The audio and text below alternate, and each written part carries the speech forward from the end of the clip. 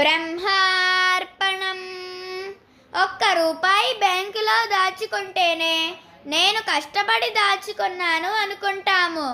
ఎన్నో లక్షల జన్మలు దాటితే గాని ఈ పవిత్రమైన మానవ జన్మ రాదు. కావున ఈ జన్మను బ్రహ్మముగా సద్వినియోగం చేసుకోండి. నీతో నీవు ఉండటానికి దేనితో పని ఉంది?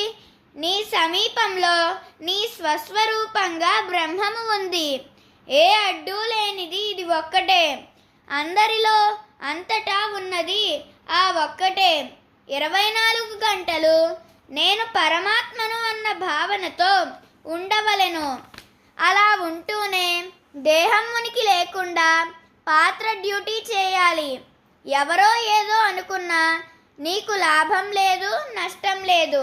నేను బ్రహ్మము, నేనే అంతాగా హాయిగా ఊరక ఉన్నాను. బ్రహ్మా